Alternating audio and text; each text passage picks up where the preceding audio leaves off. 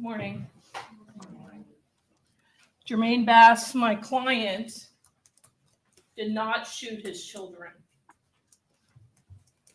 What happened on August 29, 2022 was tragic. And you're going to hear a lot of testimony about what happened on that day. And a lot we are not going to be in dispute about with the state.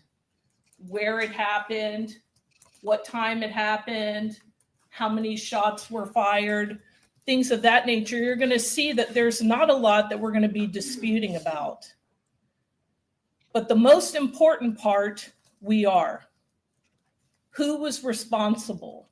Who fired the gun that injured JAYLA and JJ Bass?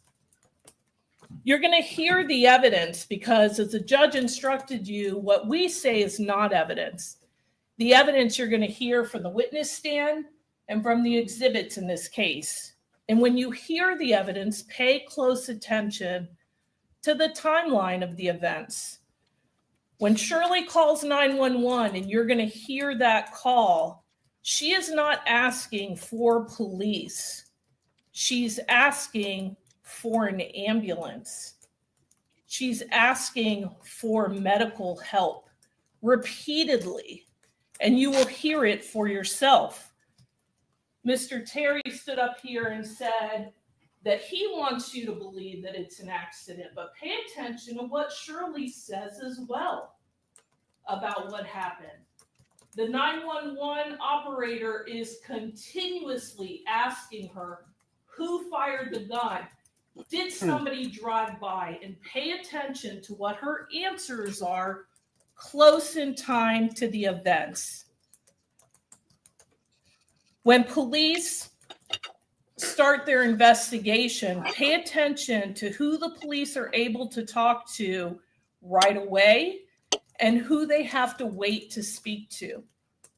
This story about Jermaine on the highway with China Gadsden and Shirley Bass doesn't come to police attention until over a year after the incident. Pay attention to who's cooperating. You'll hear from the lead detective in the case and the efforts that he made to speak to Jermaine, to JJ, and to speak to Shirley about what happened. You'll hear, obviously, that after this happened and JJ was injured, he was in the hospital for a while.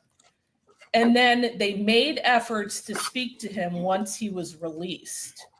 You'll hear from Detective Gabbott that Shirley was uncooperative when they tried to interview her son, that they were not able to investigate her phone because she never turned it over to law enforcement for them to look at any kind of communications that were happening that night.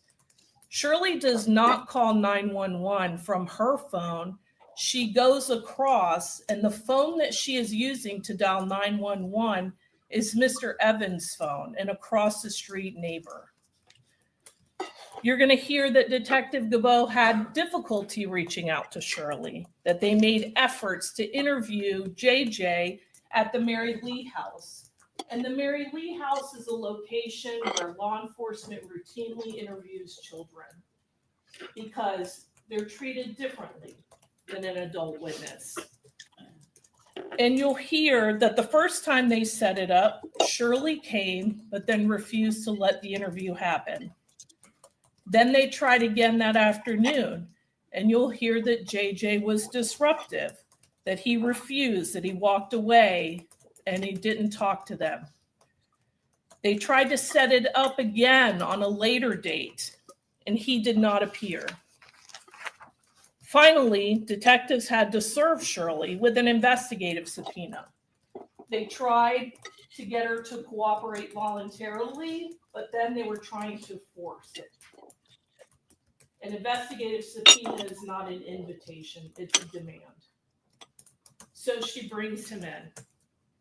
And when they do, he says that he does not remember what happened on that night. And that's where we're left. You're not going to hear from JJ. because the state and I, the defense, agree that if he was to come in, all he would say is that he doesn't remember what happened that night. So you're not going to hear from him.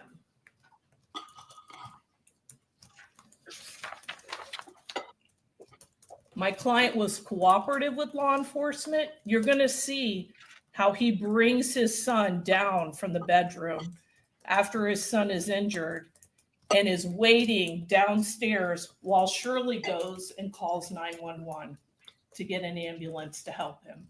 He stays with his son. You'll see the interaction that he has with law enforcement. And pay attention to the evidence and the investigation that's done at the scene. As Mr. Terry told you, there's blood evidence at the scene. There's testing that's done. There's additional testing that is done because it's confusing. Children were moved. And so there's a question as to where things happen. And so the additional testing that was done in this case helps give you a clearer picture of what happened in that room. You'll see a purse that was found in the children's room that belonged to Shirley that has ammunition in it, and a holster, and a magazine. You'll also see an empty holster and a child's bassinet that's in the kid's bedroom, along with a little plate that has some eaten food on it. Pay attention to the inconsistencies in the testimony and the evidence. Listen not only to the answers that the witnesses say when the state asks questions, but also when we ask questions. There'll be different versions told by the witnesses and the evidence in the case. Listen with a critical ear. Use your discernment and your common sense in this case.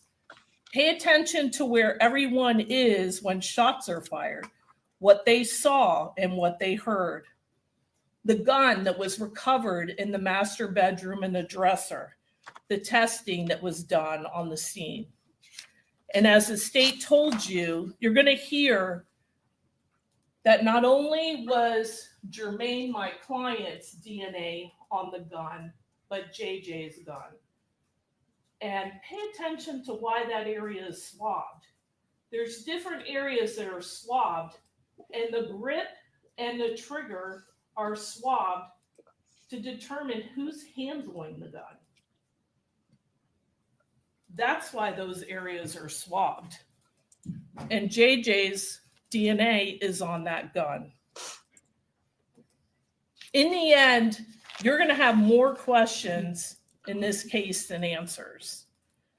The state is going to try very hard, as you heard in opening statement, to try to convince you that my client shot his children that night. What they say is not evidence in the case or the true facts. The evidence comes from the witnesses, and you all were selected to determine what the true facts are in this case. Your job is the toughest job in this room. You have to determine what happened on a day that you were not there with people that you do not know. And it's going to be difficult and it's going to be hard. It's going to be emotional testimony, but you were picked for a reason. You agreed not to base your decision on sympathy or bias. You agreed to hold the state to their burden in this case. And you agreed to presume my client innocent. As difficult as it might be, that is your job as a juror. What happened on that day is very tragic and sad, but my client did not shoot his children. You will understand why he said what he said to police.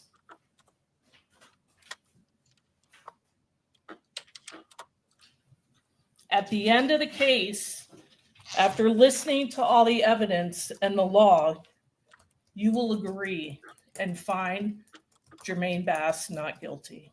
Thank you. Ooh. Thank you. State can call your first witness. Citizen Rebecca McElhenney.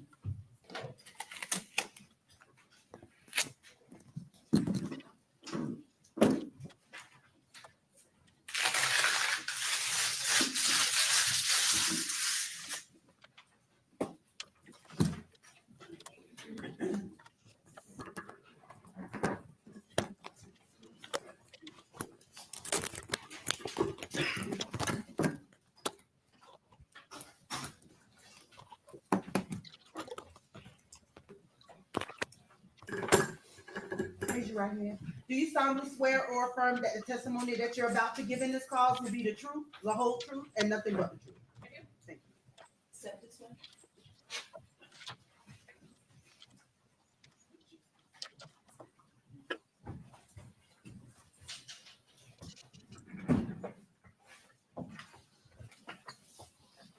Hi, good morning. Good morning. If you would please introduce yourself and spell your name for us. I'm Rebecca McLeman, MACLEMAN.